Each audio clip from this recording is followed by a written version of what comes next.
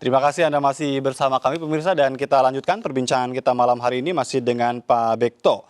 Pak Bekto, ini yang menjadi menarik kemudian ya di luar dari soal lie detector ini, sekali lagi ini publik terus bertanya-tanya begitu. Kapan ini bisa P21 dan bisa disidangkan?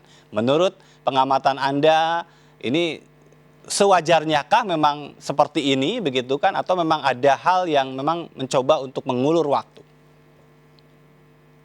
Baik, ya namanya masyarakat ya bertanya-tanya itu adalah hak ya, curiga itu adalah hak dan sebagainya.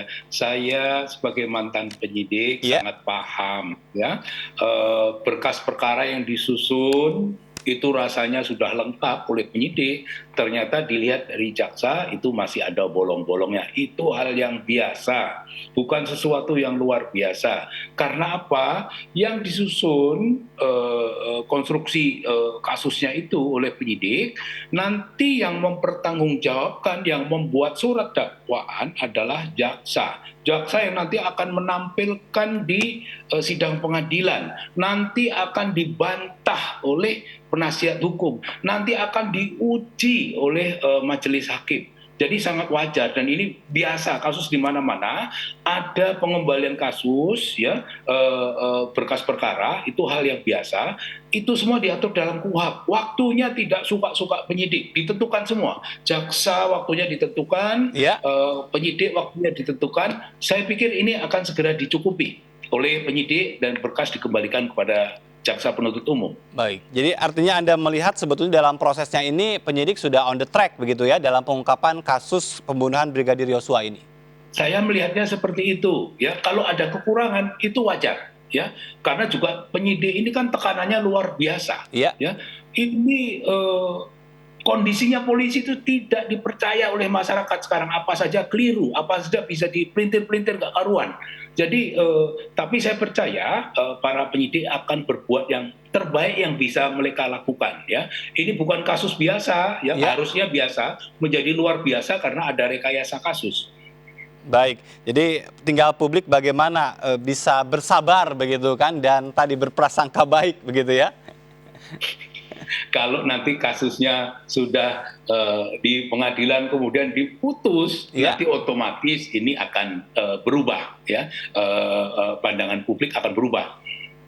Baik, kita melalui sambungan telepon sudah terhubung dengan Erman Usman, kuasa hukum dari Bribka Riki Rizal. Selamat malam Pak Erman. Selamat malam. Baik, terima kasih atas waktunya Pak Erman. Ini saya ingin minta beberapa keterangan terkait dengan pemeriksaan lie detector yang dilakukan terhadap klien Anda, begitu kan? Apakah pemeriksaan atau hasil pemeriksaan ini menurut Anda, itu kan sebagai kuasa hukum, ini bisa membantu meringankan klien Anda, Pak Erman? Oh, tentunya Pak, karena dari informasi, karena kan kita tidak bisa mendengar pemeriksaan, malahan penyidik pun tidak dengar. Yang memeriksa itu adalah pusat petugas puslapor kriminal Polri itu. Jadi kita melihat hanya di monitor, alat monitor. Nah, tapi memang sebelumnya, sebelum dilakukan itu, saya bertanya ke penyidik, ini kepentingannya apa? Ini kepentingan membantu proses penyidikan. Gimana kalau tidak, kalau klien saya tidak mau? Nah, boleh nggak mau, tapi itu akan merugikan karena kalau tidak mau berarti menutup-nutupin persoalan. Iya kan? Nah, akhirnya saya bilang, saya jelaskan sama si terdakwa RR, saya bilang ini pilihan kamu, kamu harus ambil sikap karena bagaimanapun kalau kamu nggak mau juga boleh, tapi akan merugikan. Tapi kalau mau, itu pun juga ada dua pilihan. Kalau kamu masih ada yang bohong, itu akan ketahuan karena ada alat pendeteksinya. Tapi kalau kamu akan bicara jujur ya tentu dia bilang, Pak, saya sudah jujur. Saya sudah menyampaikan apa adanya di BAP, di luar skenario yang pertama. Karena sekarang saya sudah bicara jujur, apalagi saya didampingin lawyer sekarang. Ya udah, jadi oke. Nah, kemudian ternyata ya pemeriksaan itu pertama interview 2,5 jam, terakhir pemeriksaan yang pakai alat itu 2 jam, selesai habis maghrib. Jadi itu yang kita dengar selama ini. Saya tanya, saya udah tidak ada yang saya tutup Pak. Kemudian besoknya saya dengar dari Humas bahwa mereka bicara jujur gitu, clean bicara jujur. Iya, kejujuran yang seperti apa sebetulnya yang ditunjukkan oleh klien Anda? Itu yang menjadi pertanyaan publik. Ya, kejujuran yang dia ketahui bahwa dia pernah diminta untuk melakukan penembakan karena ada informasi dari Pak Sambo, Pak Ferdi Sambo. Dia bertanya Ferdi Sambo, mereka datang dari Magelang, ada kejadian apa di Magelang? Dia menjawab, saya tidak tahu Pak. Karena memang waktu itu nggak ada berita selama di Magelang ada pelecehan. Memang ada kejadian-kejadian yang kayak bertengkar antara Joshua dan Kuat. Iya. Nah, Baik. jadi tidak ada ucapan masalahnya, sehingga memang benar dia tidak tahu. Jadi kaget ya pada saat Pak Sambo menyampaikan kejadian di sana adalah ibu dilecehkan oleh Baik. Joshua. Seberapa kesesuaian antara klien Anda dengan keterangan tersangka lain, sepengetahuan Anda? Oh, ya pasti beda-beda visi, Pak. Karena yang Kuat sama Susi gitu kan, memang dia di rumah. Iya. Kalau si Joshua ada di rumah juga, tapi dia dipertanyakan pertama, kenapa kamu dengan Pak Kuat? Mau tahu tuh Bang, saya marah-marah terus Pak Kuat. Kalau Pak Kuat ditanya, nggak tahu si mencurigakan, naik tangga, turun tangga. Saya tanya, saya tegur, dia lari. Oke. Jadi hanya itu yang dia yang berbeda-beda.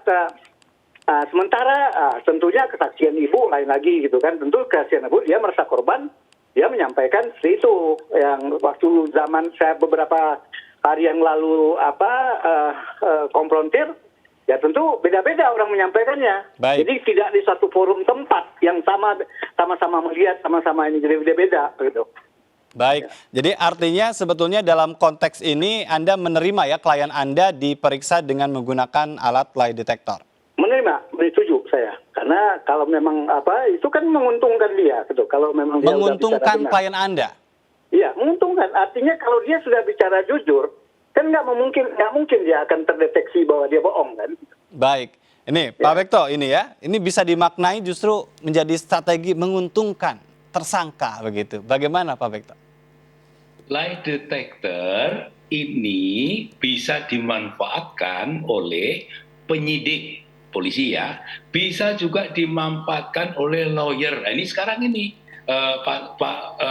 Mas Herman ini memanfaatkan ini, bisa dimanfaatkan oleh jaksa. Misalnya kalau jaksa dalam